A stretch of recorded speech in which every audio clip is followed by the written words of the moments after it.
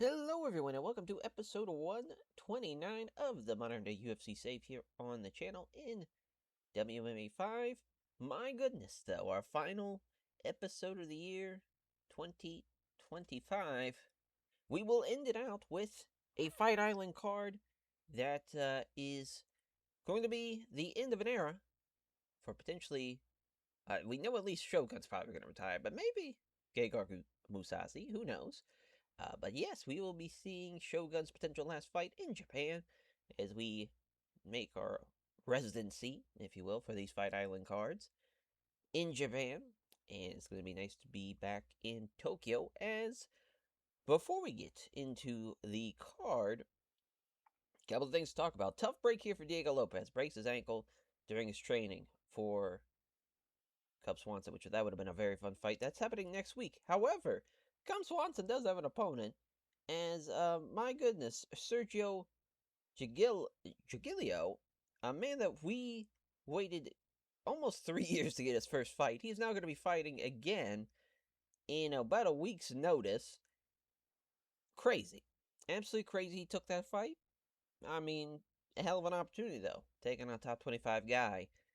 And a guy like Cub Swanson, that's going to be a very fun opening fight. It's now unfortunate that's now at least, because he's from Peru, so he's not a Brazilian, so he's not going to be a hometown guy, but close enough. Well, maybe not close enough. It's at least a South American. We'll just say that. It's just saying close enough. Jair Silva, though, my goodness, if he would have also ate some horse meat, he would have had the fucking trifecta of performance enhancements in the MMA world. My goodness. PEDs and TRT. Just all on the shit. Still lost, though. And that was just crazy. Miller Celador with maybe one of the craziest wins we'll ever see just by how much of the shit he was on. Obviously, this is the second time he's been busted, but this is also, I mean, he had two things going on. TRT at 37 as a flyweight, that's, at least I could see that, but another PED failure was pretty crazy. Usually we would cut somebody, but honestly, he lost. Our flyweight division could still use him. It's not like with Francis where we try to set an example to the rest of the locker room. It's like, hey, man, you're not big enough to just keep on getting popped for drug test fails after beating guys. So that's a big thing, too. He lost. If he would have won, yeah, his ass would have been cut. But it is what it is, unfortunately. Another year without that man. As for the card itself, and going into now our end of 2022, we just have 3 more shows left in the year, and by the time we get to 2026 in real life, we'll be in 2023, so we'll still be in the past, of course. But as you see now, we have a new main event for the ABC card that's happening in Ireland to kick off the new year. Hey Diaz, Conor McGregor 3, we're doing it. Sure, it's way past when we probably should have done it, but a fun fight nonetheless. And especially, I think, for, again, kind of appeasing. This is very much appeasing to the casual fan, to the fan that was in it in the height of the McGregor run. Might as well be like, hey, man, you saw those two fight twice? Well, here's our third one for you. On free TV, too, which is kind of crazy, but that's, hey, listen, it's the time to do it. Strike when the iron's hot. It's the new year, might as well, right? And you have a big time show like that. For the card itself, though, for the rest of the card, obviously we know about Gegard Mousasi and Mauricio Shogun Rua, but we also have Tenshin Nasukawa taking on Alejandro Pantoja of a flyweight bout, which is going to be pretty fucking crazy. Nasukawa having a huge opportunity here to beat somebody like Pantoja. Of course, easier said than done. Juliana Pena versus Reina Mira as a women's bantamweight contest there. Yuki Ito versus Kai France, the Australian native. At least it's a closer fight for him than what he usually has if he's fighting here in rather the U.S. or in Brazil. I guess just the Western Hemisphere, just to make that a little easier. But no, he's on the eastern side of the hemisphere for this fight. But Yuki Ito's a savage, though. That's going to be an interesting one. And for Carlos Condit, he is taking on Muslim Salikov. My goodness. A 175 bout. Obviously, Carlos Condit could be his last fight, too.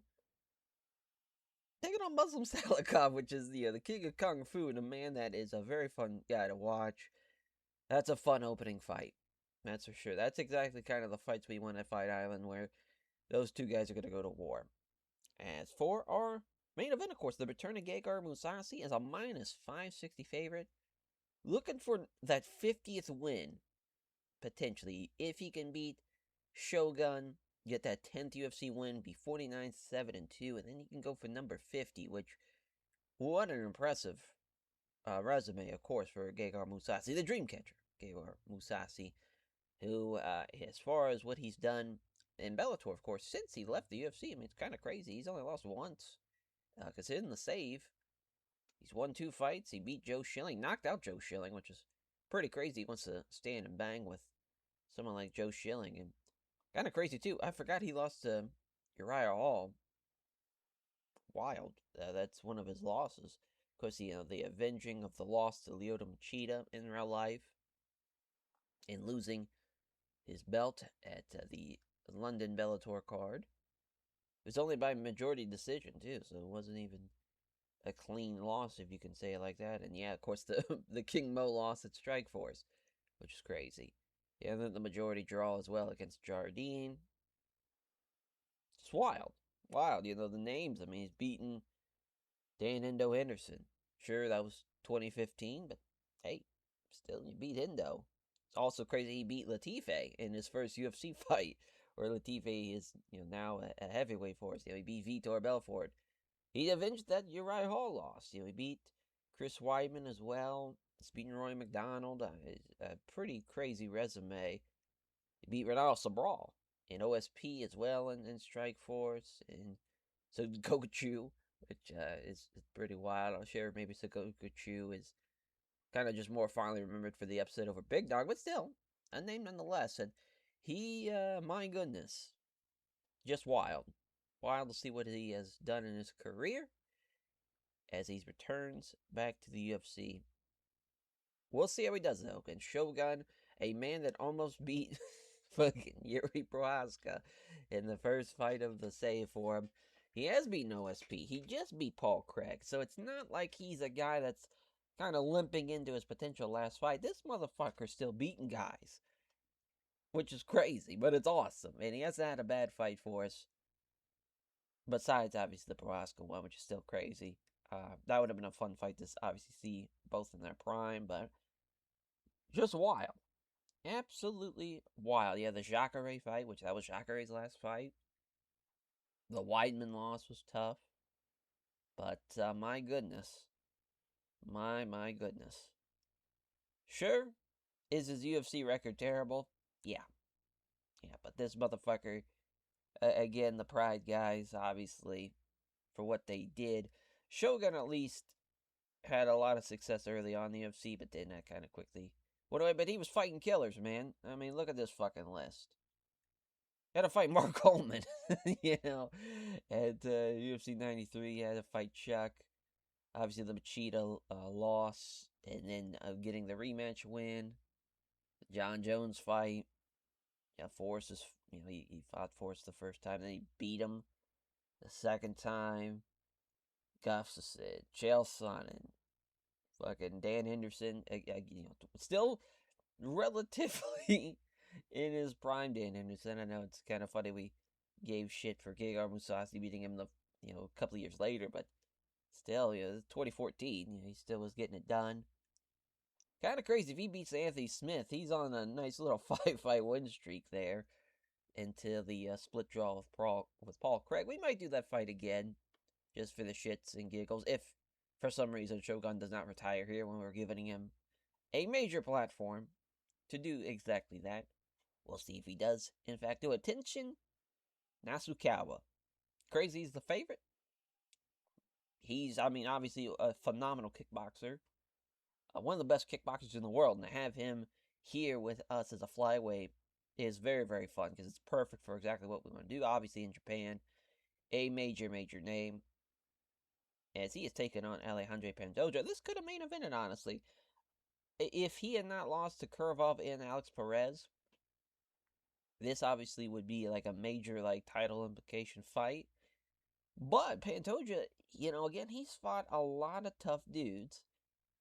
Obviously, a bit of a who's who of what the flyweight division is like right now. He's beaten some of them. He's obviously, the Royval loss was tough, getting 30-27. Pretty tough, but he did choke out Figgy, though. So he's got that going for him. And, I mean, beating Magomed Biblatov is not an easy feat either. But a guy that is definitely going to bring it. Should be a fun one. Obviously, if he's going to win this fight, it's going to be with his Brazilian Jiu-Jitsu. We'll see if he can get it done with a submission. That would be quite impressive. Juliana Pena, the Venezuelan vixen taking on King Reina. As for, both girls, 15, 6, 11, and 5. No team, though, for Juliana Pena, but she is the clear favorite, which I actually think is kind of crazy. I know she has, she beat Ketlin Vieira. She had the fight with Aspen Ladd, which she actually lasted a little longer than I thought she would, and obviously the Yana loss was pretty crazy, getting finished in the first round. But I just think Reina is so much better at judo, and the way she's going to be able to control this fight and potentially win this fight by taking her down, but she just can't get a little streak going. Literally no winning streak at all in her kind of run here, at least from what we have seen when she was 11 and 3 at that point, I guess you could say, as far as 11 and 3. Wild. Absolutely wild to think she's just not had a winning streak since 2016, 17. Obviously, when she's still getting her first 10 wins there. Wild. Absolutely wild. But yeah, top 15 bantamweight fight for the women's side of things. So yeah, I think Pena is... Oh yeah, she's almost in the top 10. Or almost in the top 5. Very fun fight here. Obviously, the crowd's going to be behind the Japanese bantamweight. Yuki Ito and Kai Kara-France. No team for Kai Kara-France. Again, a bold strategy. Yuki Ito, 15-1 though. And this is a fight 3-0 right now, and he's been pretty phenomenal. He beat Oscar Askarov. He beat Montehino. He beat Tatsuki Sayamoto in his first fight with us. All great fights. The split decision one was pretty crazy, though, for Chris. I would love to maybe see that fight again, but if he wins here, obviously Kai Kara-France is a top 10, but, usually top 10. Right now he's a top 13, just because he's had a pretty rough go of it here as of late. But he beat Malcolm Gordon, which was still impressive, and he obviously lost to Tenshin Nasukawa, which we obviously will be seeing him in the main event. He's very much a tough task.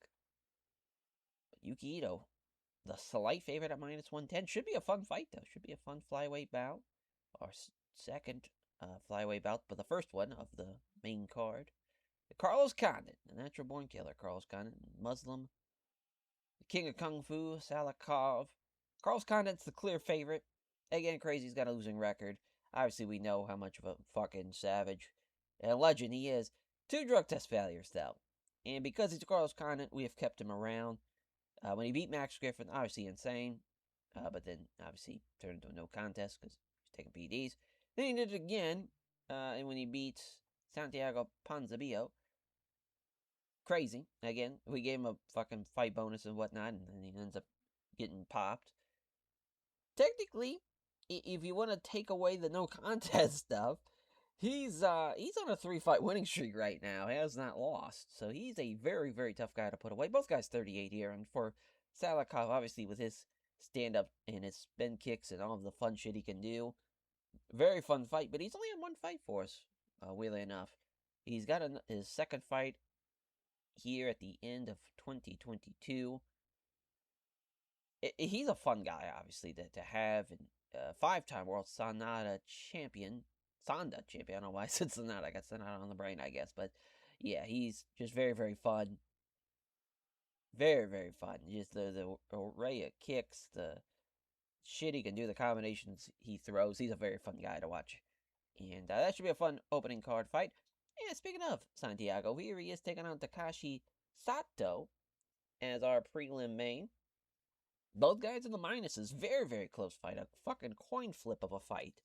Santiago, though, of course, has had a extremely rough go of it. After having quite the winning streak going into the save, he split decision loss to Kobe, got knocked out by Michael Venom Page. Then obviously the drug test failure of losing to Carlos Condit, but ended up getting turned to a no contest. He did just beat the Leech, got him with Gamora. Hasn't had a bad fight pretty much since the Kobe fight, so he's got that going for him. He's got a unique fight though with Takashi Sato, old Ten Sato, a fun guy who brings it. Didn't have a fight in 2021. Gets his last fight at before the end of the year, as far as in 2022. So pretty much a whole, almost 2 years off, which is pretty crazy, especially after losing to Matt Brown. But he's back, and 32 though. We kind of missed a bit of his prime a little bit, but we'll see what he can do as the Sanford MMA native, taking on, and of course a native of Japan, taking on the Argentinian. A long way from home, of course, will be a lot of these South American fighters and the North American fighters as well. Michel Pereira taking on Brendan Lazar, the South African middleweight, taking on Michel Pereira, and this is going to be a fight that is quite interesting because I think Michel, fighting at middleweight, maybe a little too big for him, but he is a big motherfucker though at the same time. He is 6'1". You never know what to get from this crazy bastard. He did win in his last fight, 30-27, his last opponent at Fight Island 14. Of course, him and Eric Koch, he got finished right before the end of the second at Fight Island 8. His return to Fight Island, and he should be bringing a very exciting fight here with Brendan Lazar, who, man, he was looking like he might be a potential top 15 middleweight, especially after beating Marvin Vettori with the leg lock, but he had his first main event in the South African show for the, back in May, lost to Shabazi and got knocked out in the second round. We'll see how he does in his return since then. 35, so it's very much a now or never opportunity for him to make a push for the belt. Lazar is the slight favorite, but that's going to be a very fun fight.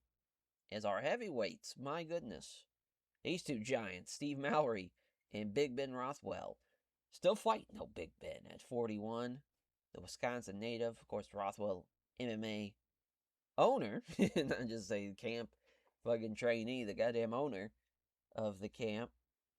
15 pounds given up is Steve Mallory to Big Ben, but he is 6'8". He is a mountain of a man. Problem is, on a bit of a losing streak, and he got pretty much wrestled down into oblivion in his previous fight. Ada lost to Latife by armbar, which is still very crazy. He lost that fight, but man, at one point it was 11-0, was looking like he might be heavyweight contender potentially on the outside. Chance of maybe something happening, but you never know. But yeah, 11-2. If he loses this fight, definitely a big question mark for Steve Mallory as far as for the rest of his time with us. But my goodness, Big Ben, double drug test failure with him and Salamagiri, Raslov, where both guys had PEDs in their system.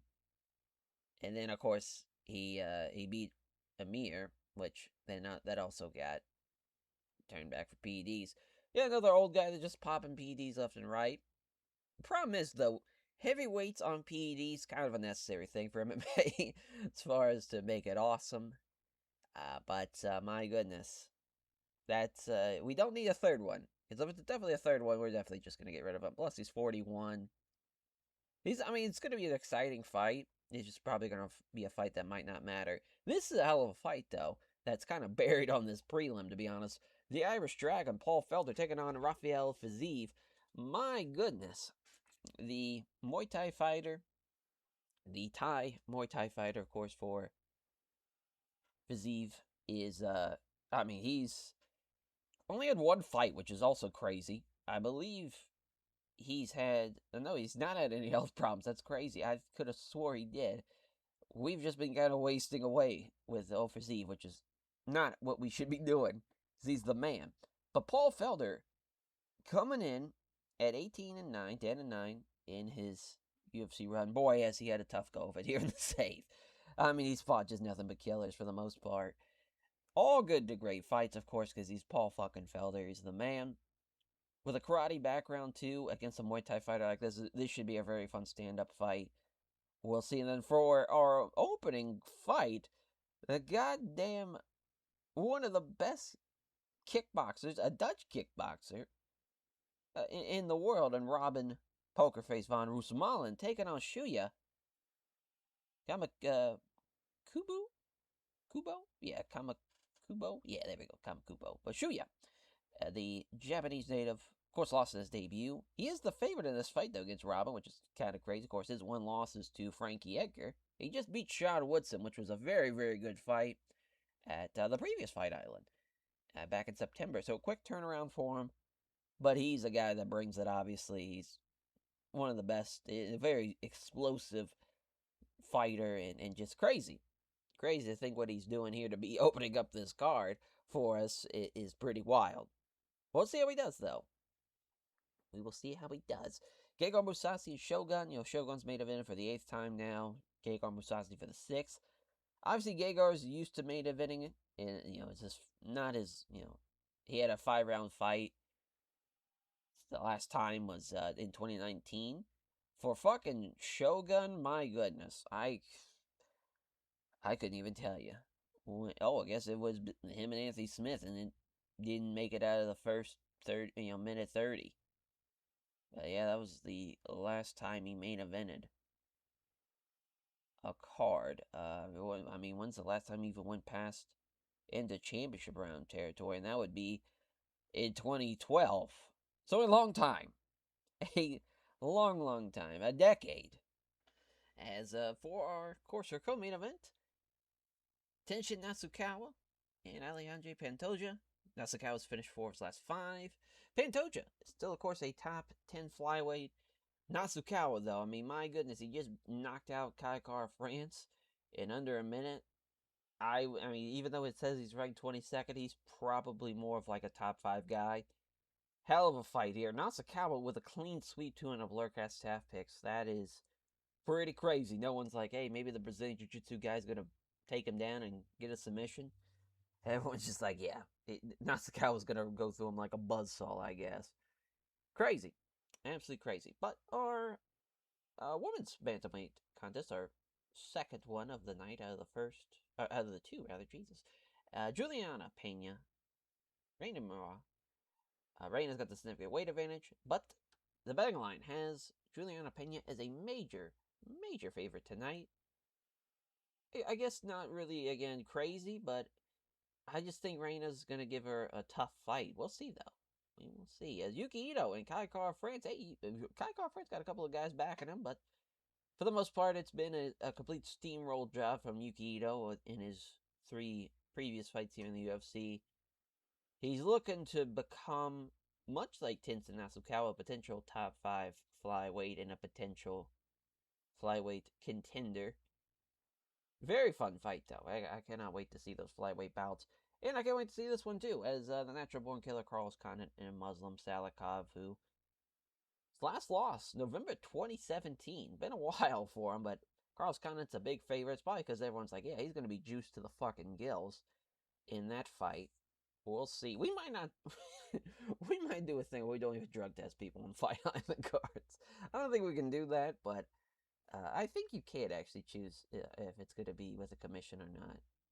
Pretty sure, but that would definitely be like, hey, let's have them just do the formality of it, but we won't actually run the test.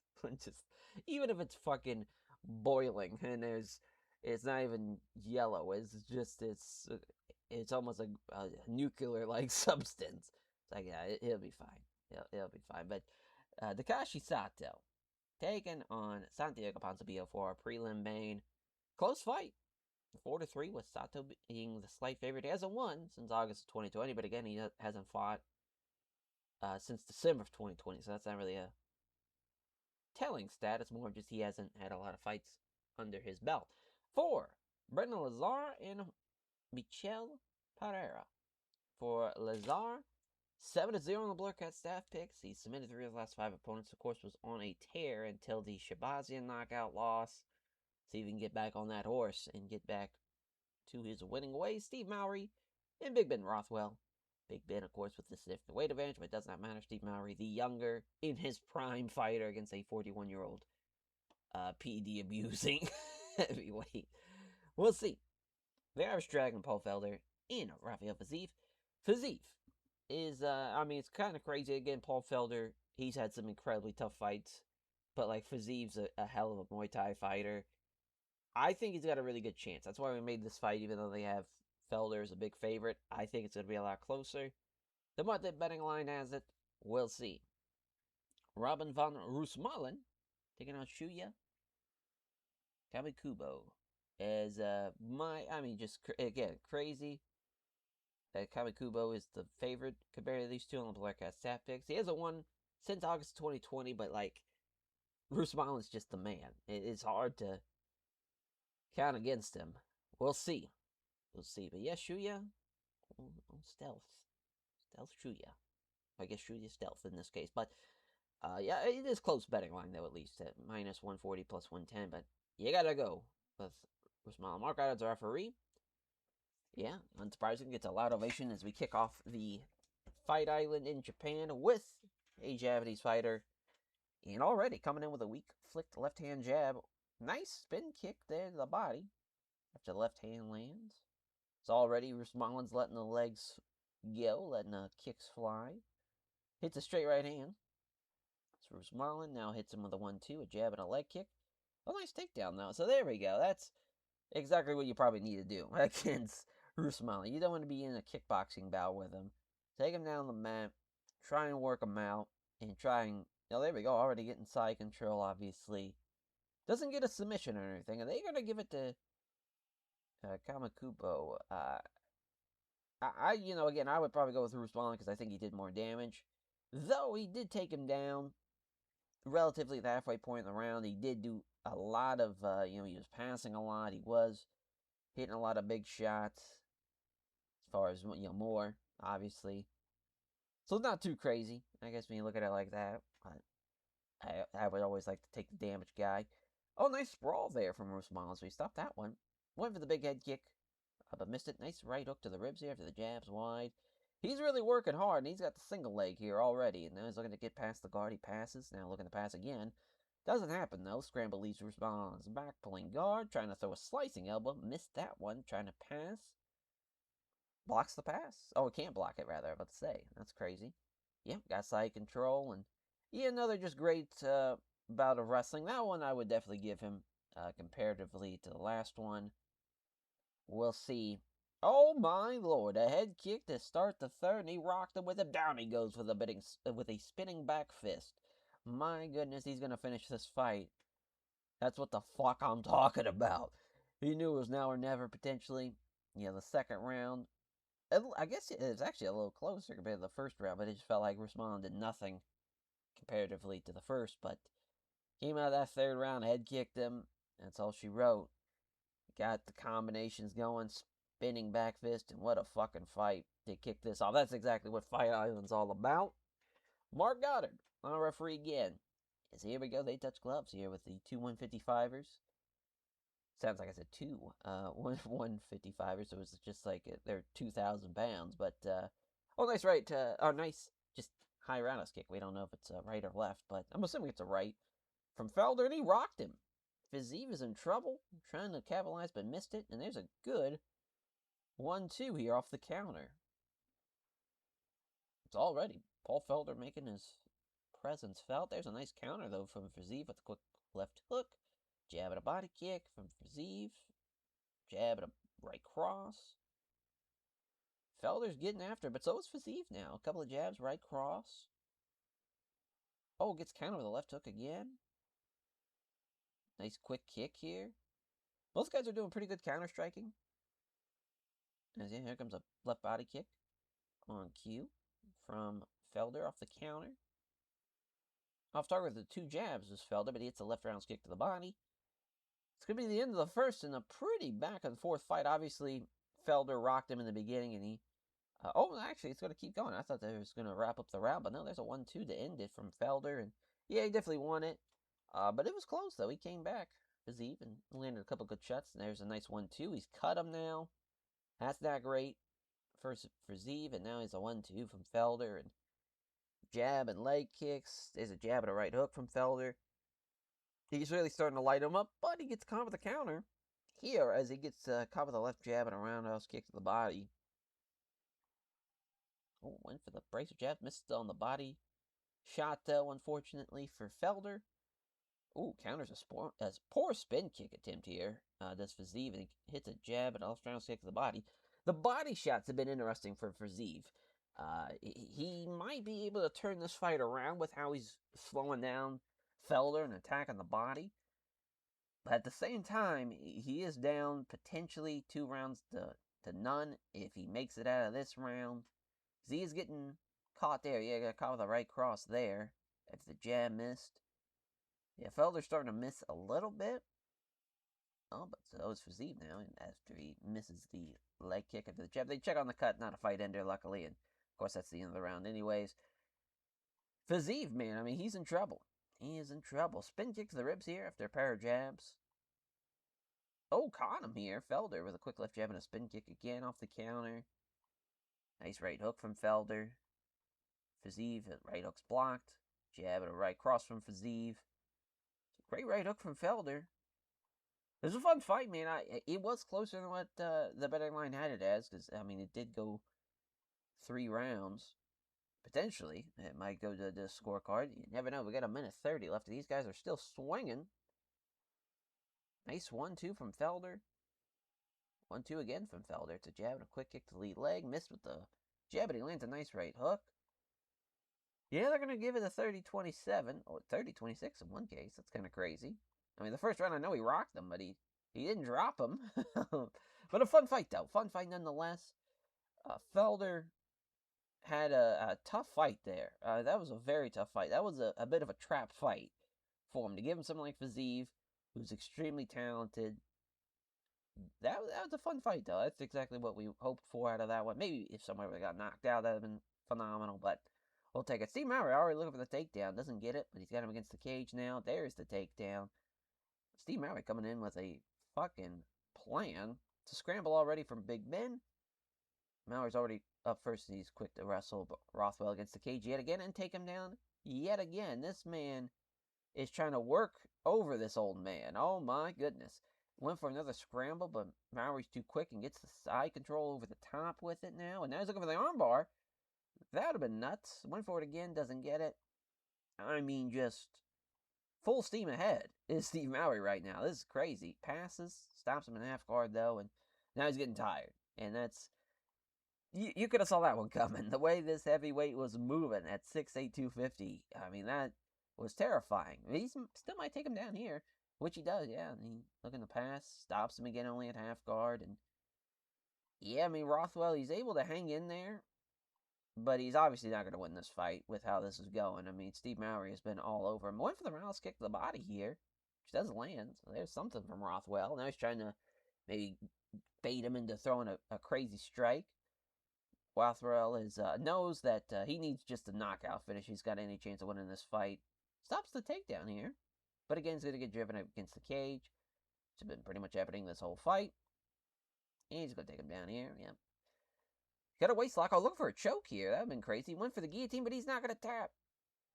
Doesn't have it all in. Wow, that was crazy. Thought he got him with it. And again, Rothwell is able to keep scrambling.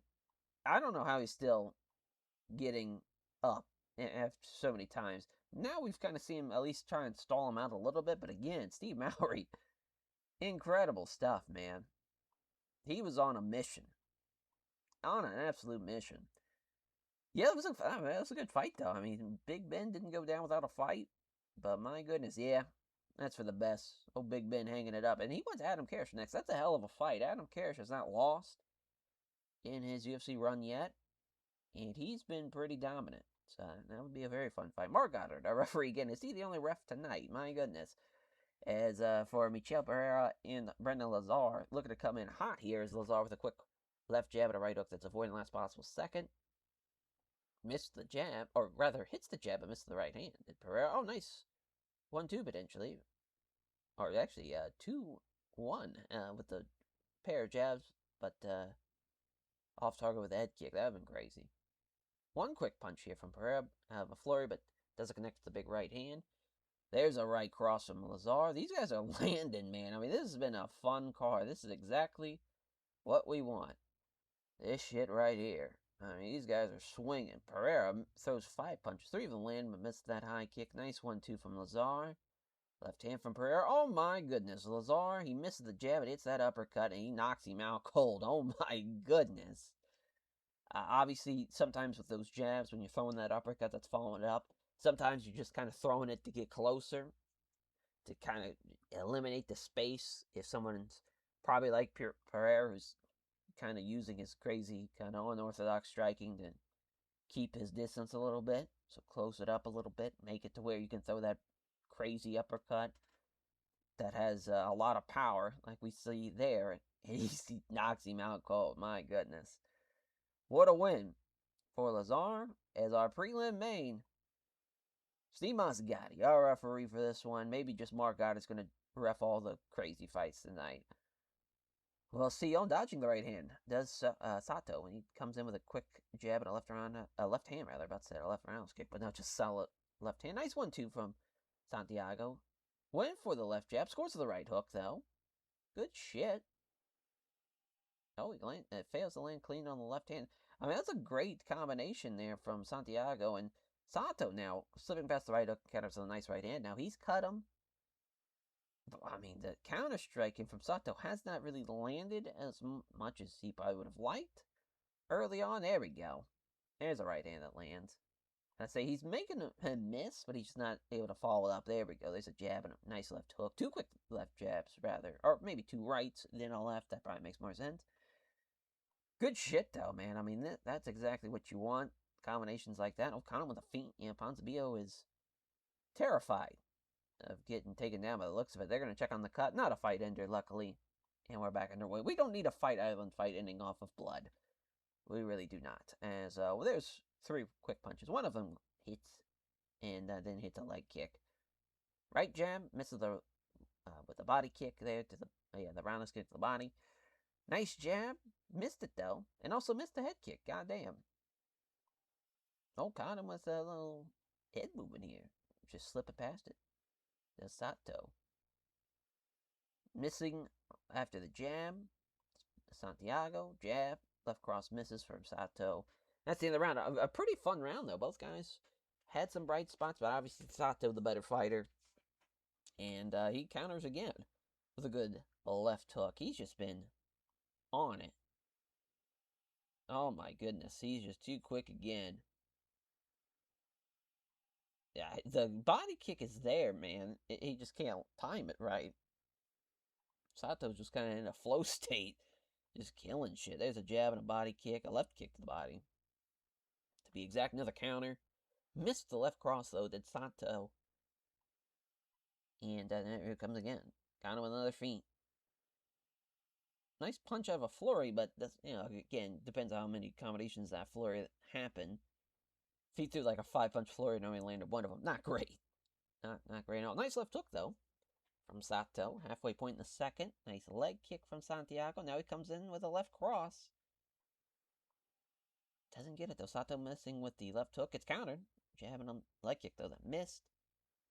Sato's now missing on these counter strikes. That's not great. Yeah, he's getting tired. He's 1-2 in him there. Oh, my lord. Santiago Ponzinibbio might have just ended this fight with that head kick. He knocked him down. My goodness, what a comeback win. What a fight for Santiago Ponzinibbio to get back and get this major victory like that. Unreal. Beats the Japanese native 2 in his native land. That's got to be extremely tough, though, for Sato. And my goodness. We keep it going. Mark Goddard, the referee for Carlos Condit and Muslim Salikov. They're coming in already locked in, tapping gloves, getting ready to go. These 2 vets know what they came for. They came for fucking violence. There comes Condit with a quick kick to the leg as a counter. I'm surprised he's actually quick enough to counter some of these strikes from Salikov. Yeah, here comes Salikov with a counter. As he counters right in with a jab at the right cross. Missed it. Oh, nice jab. Missed on the right hook, though, did Condit. Misses the right hook. Gets countered with the left kick to the body. Nice big right hand. Oh, it's blocked, though. Great right hook from Salikov. Left cross from Salikov. Here comes a right cross from Condit. Now, these guys are swinging. Nice two-punch combinations from both guys. A quick left straight right from Condit, and then a jab and a leg kick from Salikov. Countering. Oh, landing the left hook. I thought he countered. Oh, my. There's a right hook right on the button. Down goes Condit. Will he survive? There's about 49 seconds. He will not. What a win for the King of Kung Fu, and what a win for Muslim Salikov. And yeah, Carlos Condit, though, minus 490 favorite. He gets upsetted, though, for the first time. In his first loss, too. I mean, that's a hell of a loss, but that's a hell of a fight, though, man. I mean, Muslim Salikov is a demon. So our next fight, Yuki Ito, Kai Kara France, Steve Mazzagatti is our referee. And there we go. They touch gloves already. They come in, and Kai Kara France with a left hook. Oh, my Lord. Ito with an uppercut. He's going to knock down Kai Kara France again. Kai Kara France. Oh, he's going to hang on at least. So he's already survived longer than he did against Nasukawa. Oh, my Lord. Now he's got his back. I mean, Yuki Ito is just playing with his food at this rate. Now he's got both hooks in. It's got to be it. Kai Kara France, I'll say this. He put up a hell of a fight after getting dropped in the first 30 seconds. He at least lasted almost 4 minutes. Yuki Ito, man, what a demon. What a demon. Yeah, Cobra Kai Dojo, thank praise all those guys. There's fucking fear doesn't exist in that goddamn dojo. And there's no mercy shown. Mark Goddard, our referee for the women's bantamweight fight. So here we go. They touch gloves. I'll say this, a lot of pressure on those ladies right now. We're on a bit of a run of great to good fights. And it would be a shame if it ended here. Reina's got the takedown, though, already. So there we go. That's exactly what we thought. And if Reina is going to lay and pray her way to victory here, that's going to be extremely tough. And it's going to be hard to advocate for women's MMA, to be honest, if this one's a bit of a snoozer. Because we couldn't really use a lot of the women for Fight Island 1 through 15, because obviously it's Abu Dhabi, and it's a little tougher for the girls, obviously, to go there. I mean, they could go there. It's just, it's hard to go to a country where you feel like you're marginalized as a human being, but this is not looking good, though, for Juliana Pena to get back to this fight. She's at least in half guard here. She's trying to hang on, but it's been full tilt King Reina the whole way. I mean, I made this fight knowing, hey, she's going to do pretty well for herself. I didn't think she was going to win like this with just takedowns and keeping her down. Nice jab and a straight right hand. Not even like, she probably broke her own hand, though, so that's crazy that happened. She doesn't get this takedown, though, then out the second. Kind of crazy they gave that to Juliana Pena, especially with how... Have I just been How? I mean, she didn't land anything. Oh my god, that's crazy. I just didn't realize that. I could have swore she was at least doing something. But no. And they gave her the first round, too? It's 1-1. But that's just crazy that Reina just was having top control. And it's like, oh, that's it. But Reina's got a hold of her. Got her into the cage. If she takes her down here, this would be phenomenal. But I don't think it's going to happen. Yeah, just keeping her stuck there. Marcotte is going to separate them. There's a 1-2 from Juliana Pena. Caught her with the right hook. Juliana Pena tried to make this fight exciting. I'll give her that. We'll give her that. I mean, I would say it should be 29-28. Reina, 30-27. So yeah, they gave him... She won the second round, not even throwing a strike, which is pretty crazy, but... Hey, man. Yeah, at least it's rated average. And it shows you believe in yourself. Anything can happen. Fuck it, anything's possible. That's the great Kevin Garnett once said. Brutal, though, that fight had to go the way it did. We knew she was going to win it. We had a feeling, but to win like that was not what I wanted out of that one. And they touch gloves already here. My goodness. Nasukawa and Pantoja. We're going to get back onto the violent horse right now. When you have a guy whose nickname is the Cannibal, he's going to bring it. And boy, though, Nasukawa is hitting him with some tough shots. There's a right cross from Pantoja. There's a nice 1-2 from Nasukawa. Misses the left jab. It's a right cross. This Pantoja. Rather said left right jab. Just a right jab. Can't hit the left cross. And my goodness, though. Oh boy, head kick from Nasukawa. And yeah, that head kick. You don't want to be on the other end of that. And he just knees him right in the goddamn face and knocks him out cold. Tenshin Nasukawa might just be your new flyweight champion. The way he is knocking dudes out is pretty fucking awesome. 8-0. We might see Japan's first UFC champion. That'd be a lot of fun. They deserve it. They definitely deserve it. Our main event, though, the potential retirement fight from Mauricio Shogun Hua. It would be cool if we would run the Sayama Super Arena, but, you know, who knows? As far as they exchange some strikes here, misses the right cross, here comes a counter. Musashi with a quick left hook. Nice counter here from Gegard Musashi, which again, he's looking like he's the better fighter for sure. Oh my lord, until Shogun knocks him down. That's what the fuck I'm talking about. How about it? Shogun does it.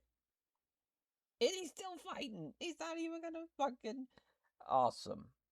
Awesome, awesome, awesome. He says, I'm going for 30. Unreal. Well, what a win. What a fight. And what a card.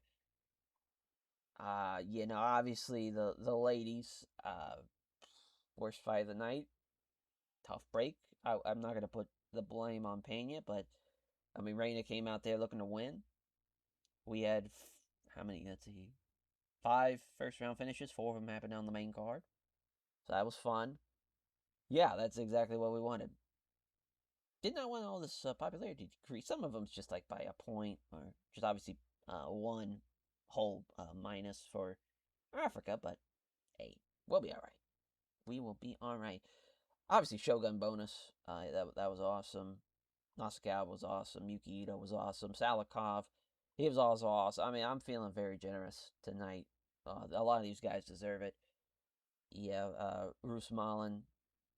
Actually, yeah, I mean, literally, that now I just feel like I'm a sexist piece of shit if I do this. But it's deserved. All these guys were fantastic.